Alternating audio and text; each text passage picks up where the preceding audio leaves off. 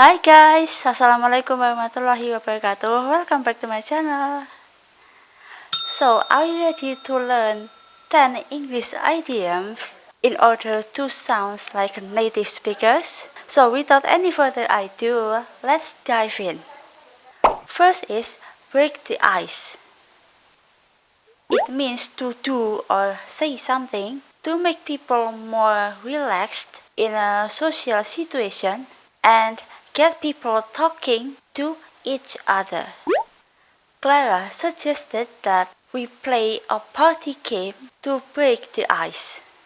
Everyone was quiet in the hall until she broke the ice by cracking a joke.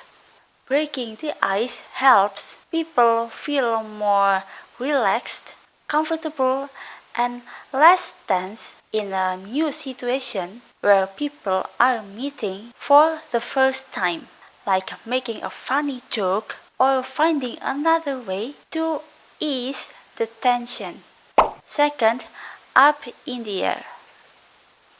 Use the phrase up in the air to talk about something that's undecided or unresolved. The whole future of the project is still up in the air. Our plans for the summer holiday are still up in the air. As we keep differing over our choice of locations. This expression refers to plans, solutions to problems and disagreements. Next is barking up the wrong tree. We use this expression as a metaphor to describe when someone is trying to achieve something but they are doing it in a wrong way. I'm not a person who spread those rumors about you. You are barking up the wrong tree.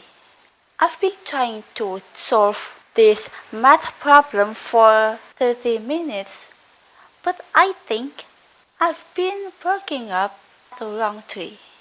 Someone who is barking up the wrong tree doesn't know that they are on the wrong track. Next, clear as mud. When something isn't easy to understand, you will hear people say it is as clear as mud, as mud is not clear or transparent. The explanation was as clear as mud. It is not easy to understand. These directions about are as clear as mud. So I have a bunch of questions for you. I have a lot of questions because these directions are difficult to understand. Next, out of the woods. It means out of danger, removed from peril, or free from difficulties.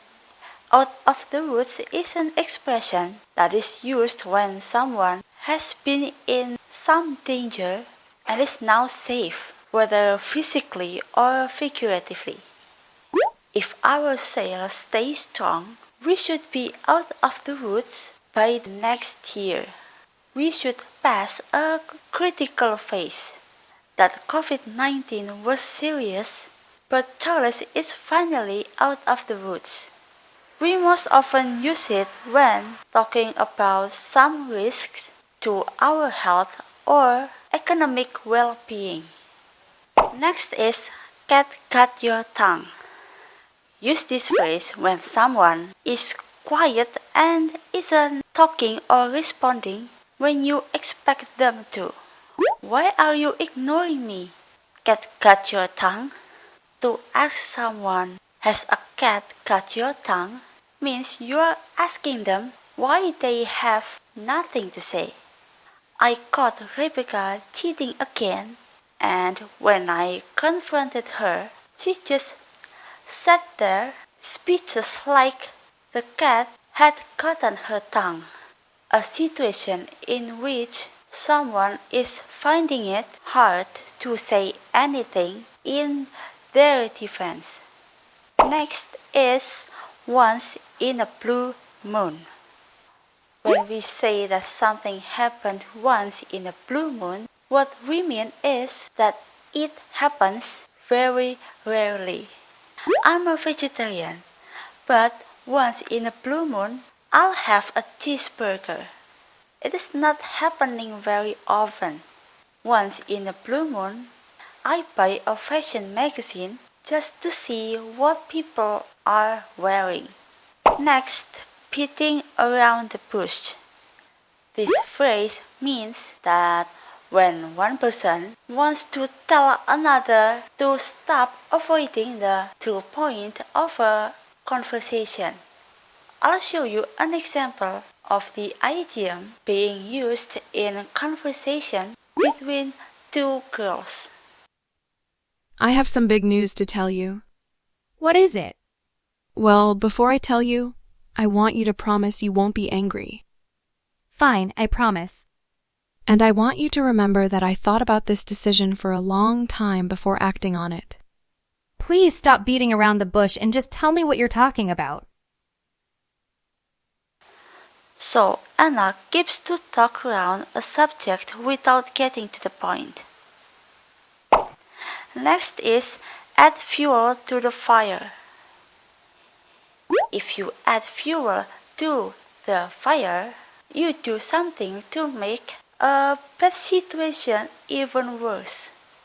When Sarah started laughing during the argument, it really added fuel to the fire. Her laugh makes someone more annoyed and makes the bad situation worse by increasing anger. If Billy is angry, don't say anything. You'll just be adding fuel to the fire. Okay, finally we move to the last one. Down to earth. If you are a practical, sensible, and realistic person, then you may be described as down to earth. I like Ben. He's really down to earth. Down to earth means being open and honest. Naomi is a multiple Grand Slam tennis player, but she's so down to earth and easy to talk to. It is easy to deal with someone who is down to earth because he or she accepts people as equals. Finally, we come to the end of this video. I really hope you enjoyed and understand this lesson perfectly. Don't forget to subscribe to my YouTube channel and see you in my next video. Wassalamualaikum warahmatullahi wabarakatuh.